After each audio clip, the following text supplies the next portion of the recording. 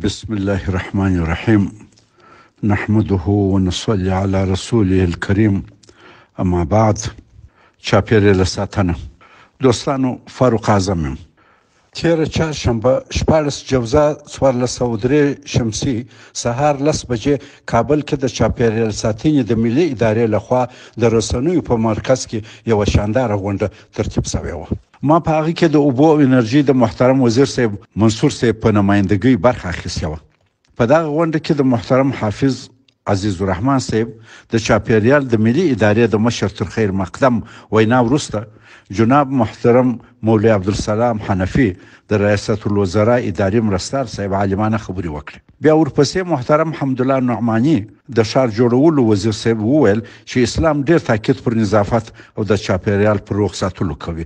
طهارت زموږ په فقه کې یو ډیر لوی مبحث دی چې ښه ډیر اهتمام ورته شوی دی. څو نور محترمینو او په مجلس کې د نړیوالو مؤسسو یو شمېر مشرانو هم هیله بخښونکې ویناوې وکړې. ما هم خبرې وکړې چې خلاص یې د دوستانو سره شریکوم. تر حمد و ثنا او د دعوت تر مننې او حاضر مجلس ته زموږ د محترم وزیر صاحب د سلام تر رسولو وروسته ما خلاص عرض وکړي چې دلته یې ستاسې حضور ته یو څه وړاندې کوم. دوستانو، پاکه هوا او صاف اقلیم زموږ د ژوند لپاره ډیر مهم دی. هغه هوا کې چې خاوره، مضر زراعت او کیمیاوي توکي نه وي پاکه هوا بلل کیږي. پاکه هوا سږي پاک ساتي، د سالنډۍ او حساسیت مرضونه کموي، د بدن پوست تازه، هاضمه سمه او اعصاب آراموي. صافه هوا د زړه حمله، د سږي سرطان او د تنفسي جهاز د کمزورۍ مخه نیسي. کله چې موږ بدني کار کوو او یا ورزش کوو، موږ ژر ساه اخلو. که هوا چټله وي، موږ دغه چټله هوا په ډیر مقدار تنفس کوو. هغه مو سږو ته ځي او راخرابوي، د سالنډۍ په مرض مو اخته کوي. پر ماشومانو او زړو کسانو ککړه هوا ډیر ژر بد اثر کوي. څرنګه چې اواز موږ او ستاسې او د ټول انسانانو شریکه فضا شریکه ده، نو د دغه مشترک نعمت سم ساتل هم زموږ د ټولو دنده ده. زموږ د چاپیریال د ککړتیا علتونه څو دي؟ د خلکو ناپوهي یو علت دی، بې تفاوتي بل علت دی او خودخواهي بیا بل علت دی. په غرب کې بې مهاره صنعتي پرمختګ، د هغوی کتلوي تولید او بې ضرورته پکینګ، د ځنګلونو وهل او اور ور اچول، د زړو نقلیه وسایلو لکه رکشا او موټرو الوتکو استعمال، د فوسیلي موادو د سونګ له لارې هوا ته د کاربن ډای اکساید او کاربن مونو اکساید او میتانو او کلوروفلو کاربن خوشی کول، دا ټول د ککړتیا علتونه دي. زموږ نړیوال چاپیریال تر ډیره حده نړیوال غټو طاقتونو د خپلې بې پروایي او یا د خپلو ګټو د تامین په منظور خراب کړی دي. خو څرنګه چې هوا مشترکه ده، نو ضرر یې موږ ته ډېره رسېدلی دی. د هوا په ککړتوب کې زموږ څه هم ډېر کم دی، خو ضرر یې د نورو بیا موږ ته ډېره برخه رسېدلې ده. البته موږ هم په خپل نوبت د خپل کمزور تعلیم او تربیه په سبب د چاپیریال په تلوث او چټلتیا کې برخه لرو، ولو چې د غربي نړۍ پر تناسب بیخي ډېره کمه ده. غربي نړۍ په بې رحمۍ د امازون او افریقا ځنګلونه ووهل او اوس یې هم وي. د امازون ځنګلونه د نړۍ د سږي حیثیت لري. موږ هم خپل ځنګلونه وهو چې خپل د هېواد سږي چې د تنفسي جهاز مرکز دی په خپله کمزوري کو. د ځنګلونو تخریب د هوا تصفیه کمزوره کوي. صنعتي هیوادونه د خپلو غټو کارخانو او لوی ماشین آلاتو له لارې د تیل، غاز، ډبرو سکرو او نورو فوسیلي موادو په استعمال سره کاربن ډای اکساید او نور مضر غازونه لکه میتان، نیتروس اکساید او کلوروفلورو کاربن هوا ته خوشي کړي دي چې د نړیوال چاپیریال او اقلیم پر سلامت ډېر بد تاثیر کړی دی. د خرابو زړو رکشو، موټرانو او الوتکو د استعمال او د بې کیفیته تیلو غاز د واردولو، د سکرو او پلاستیک د استعمال په سبب موږ د خپلو ښارونو هوا خرابه کړې ده. د غټو طاقتونو دغه بې باکه صنعتي انکشاف، د اټومي، بیولوژیکي او کیمیاوي وسلو استعمال او تجربه کول او هوا ته د غازونو خوشي کولو زموږ فضا خراب او توده کړې او د مځکې پر شاوخوا هغه طبیعي پرده ګلاشیال چې د مځکې کره مناسبه ساړه ساتي تخریبه کړې ده. اوس موږ د مځکې کره ورځ په ورځ ګرمیږي چې د هغه په نتیجه کې سیلابونه د ژمي تودوالی او په دوبي بارانونه ډېرېږي چې دا ټول افتونه دي منځته یې راوړي دي. د اقلیم تغییر د دې سبب کیږي چې د قطبونو یخچالونه اوبه سي او په نتیجه کې د بحر د اوبو سطحه لوړه او د تبخیر درجه زیاته سي. دا حالت په بحرونو کې اسید ډېروي، هوا تودوي او پر بحري حیواناتو بد تاثیر کوي، حتی وژني. د باران په نظام کې اختلال پیښوي، بې وخته بارانونه کیږي، زراعت ته صدمه رسیږي او سبب د لویو طوفانونو، وچکالیو او د صحرا د ډېرېدو کیږي. دا چې څه باید وسي؟ د نړیوالې ټولنې دنده ده چې پر لوی طاقتونو زور واچوي چې چاپېریال ساتلو ته تر پخوا ډېر توجه وکړي. هغوی د خپلې لوی کارخانې، موټران، الوتکې دا ټول د غازاتو د کنټرول په وسایلو سمبال کړي. اټومي او بیولوژیکي وسلې دې مهارې کړي او پر هیوادونو د جنګونه نه تپي چې خلک پکښې مري او د مهلکو وسلو د استعمال له لارې هوا زهرجنه او بېګناه انسانان معیوب او ناروغه کوي. تیر 40 کاله نړیوال غټو طاقتونو په افغانستان کې بې شماره خطرناکې وسلې د ټولو بمانو د مور په شمول وازمویلې. په دغه باره کې نړیوال قوانین جوړول او بینالمللي همکاري ډېره ضرور ده. موږ افغانانو ته هم په دغه لار کې کوچني ګامونه اخیستل پکار دي. د تیلو غاز واردول دي یا د پخوا په شان د دولت په انحصار کې راسي چې بې کیفیته تیلو غاز له بهره وارد نسي، چې دا به زموږ د چاپېریال ساتنې سره مرسته وکړي. د دولت عاید به په دغه لارې ډېر سي او یا د واردولو په وخت کې د دغو موادو کیفیت جدي کنټرول سي. عامه پوهاوی ډېره مهمه ده. خلک باید د هوا د خرابۍ په ضرر پوه سي. ملایان پر منبر، رسنۍ او دولت باید د میډیا له لارې د چاپېریال د پاک ساتلو تبلیغ وکړي. دا کار باید د چاپېریال ساتنې د ملي ادارې سره په همغږۍ وسي. د چاپېریال ملي اداره باید تقویه سي. د ځنګلونو وهل منع سي او په عوض کې دولت د خپلو اوبو، باد، لمر منابع داسې تنظیم کړي چې په عوض کې کافي پاکه برېښنا تولید سي، څو خلک د کورونو د تودولو او د کارخانو د فعالولو لپاره له لرګیو، غاز او ډبرو سکرو په عوض کې د برېښنا څخه کار واخلي چې د انرژي پاکه منبع ده. موږ ډېرې اوبه لرو او هر ځای لوی او کوچني بندونه جوړېدای سي چې پاکه برېښنا لاسته ورسره راتلی سي. د ځنګلونو قطع کول دا معنی چې لږ کاربن ډای اکساید په اکسیجن بدلیږي چې دغه زموږ د ژوند چاپېریال یا ایکوسیستم را مختلوي. ځنګلونه زموږ د هېواد د بدن سیږي دي چې باید روغ یې وساتو. د اوبو، لمر، باد او د مځکې له حرارت څخه د پاکې انرژي د تولید کار ته ډېر توجه وسي، څو د لرګیو، تیلو، غاز او ډبرو سکرو استعمال ته ډېر اړ نه سو. د اوبو او انرژي وزارت همدا کار کوي. دا باید تقویه سي. د ډبرو سکرو څخه د کار اخیستو په وخت کې لکه د برېښنا په تولید، د خښتو پخولو په بټیو او کارخانو کې باید د غاز د کنټرول وسایل نصب او وکارول سي. د زړو موټرانو او رکشو پر استعمال دي کوم چې هوا خرابوي سخت بندیز ولګیږي. کوشش وسي چې نوي ترانسپورتي وسایل مو قسما یا کلا برقي وي. د کورونو په جوړولو کې د تغییر راسي چې د کور د شاوخوا دیوالونه او بامونه انسولیټ او یا عایق سي چې کور ته د بهره توده یا سړه هوا اسانه ورنسي. همداراز د کور د تشناب اوبه د همدغه کور په کموډونو کې استعمال سي. د بام د باران اوبه د کور چمن یا مځکې ته ولاړې سي. د خلکو په خوراکي عاداتو کې د عامه پوهاوي له لارې تغییر راسي. غوښو پر ځای د ترکاري خلک ډېر وخوري. حکومت په اونۍ کې 2 یا 3 ورځې په ښارونو کې د څارویو ذبحه بنده کړي. د هر فصل ترکاري او میوه دې په خپل فصل کې وخوړل سي. د بل موسم میوه نه یوازې هومره ګټه نه لري بلکې څرنګه چې د بل وطن څخه په پیسو راوړل کیږي نو دا زموږ اقتصاد هم تاوان دی. د واردولو په وخت کې نقلیه وسایط عوام خرابوي، ناروغتیاوې پیدا کوي. په دغه مورد کې د عامه پوهاوي له لارې کار وسي او دولت هم ودې ته مقررات جوړ کړي.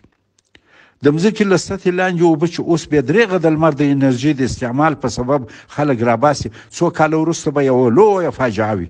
همدا اوس باید کنټرول سي. د اوبو انرژي وزارت همدا اوس په تجارتي منظور د عمیق ساحانو ایستل د دغه وزارت په اجازه مربوط کړي دي. پر دغو ساحانو باید میټرونه نصب سي چې که څوک ډېرې اوبه له مځکې راباسي دولت ته مالیه ورکړي. پاکې اوبه خلکو ته په ښارونو او کلو کې رسول ډېر مهم دي. د کلور د استعمال طریقې خلکو ته وښول سي چې پاکو اوبو ته لاسرسی نه لري. په کورونو او مدرسو کې د تشنابونو اصلاح کول ضرور دي. په تشنابونو کې دي د اودس د تازه کولو یا لامبلو اوبه په کموډونو کې استعمال شي. دغه کار عامې پوهاوی او فني معلومات ضرورت لري. جاپان په دغه باره کې ډېره ښه تجربه لري چې موږ باید استفاده ورڅخه وکړو. په ښارونو کې کانالیزاسیون، سینیټیشن او د بدرف اوبو ته جدي توجه پکار ده.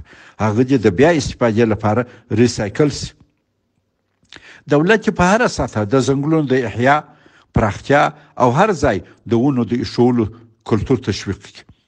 ونې کاربن ډای اکساید له هوا اخلي او په دې ډول هوا پاکه ساتي. د پلاستیک ډېر استعمال ښه نه دی. پلاستیک له تیلو جوړیږي. که هغه پر مځکه لویږي نه خاورې کیږي، طبیعت ته ضرر رسوي. که وسوځل سي هوا خرابوي. کوښښ وسي دوکانداران کاغذي کڅوړې استعمال کړي. د ښاروالۍ دنده ده چې په ښارونو کې د کچره او زباله تخنیکي ټولونه او لیږد وکړي او هغه دې ریسایکل کړي چې بیا استفاده ځینې وسي. له ښارونو دې د اوبو تصفیهخانې لرې یوړه سي. ښاروالۍ دې په ښار کې پارکونه، چمنونه او شنه ځایونه ډېر جوړ کړي. چاپېریال ساتنه یوازې د یوه چا، د یوې ادارې یا د یوه هېواد ذمهواري نه ده. موږ ټول انسانان د چاپېریال په ساتلو مکلف یو. نړیواله ټولنه باید په دغه لار کې ډېره مرسته وکړي، د ځکه چاپېریال دوی خراب کړی دي. پر افغانستان د روس او امریکا تحمیلي جنګونو، د هغوی بمانو او د وسلو استعمال او تخریباتو زموږ روغتیا او چاپېریال ډېره خراب کړي دي. یوازې سږ کال وروستیو سیلابونو تقریبا 442 کسان شهیدان، 612 کسان زخمیان او 14,925 کورونه خراب او تر 120,000 جریب ډېره مځکه تخریب کړې ده. څرنګه چې موږ د پرمختللي هیوادونو لخوا د چاپېریال د ککړتیا قرباني یو، دا د نړیوالو او بینالمللي سازمانونو دنده ده چې د افغانستان سره، خصوصا د چاپېریال ساتنې ادارې سره، د اوبو انرژي وزارت سره او د نورو زیدخلو وزارتونو او ادارو سره ډېر په خلاص مټ مرسته وکړي چې زموږ چاپېریال سم او پاک وساتل شي. د چاپېریال په ساتلو کې د چکډمونو نقش.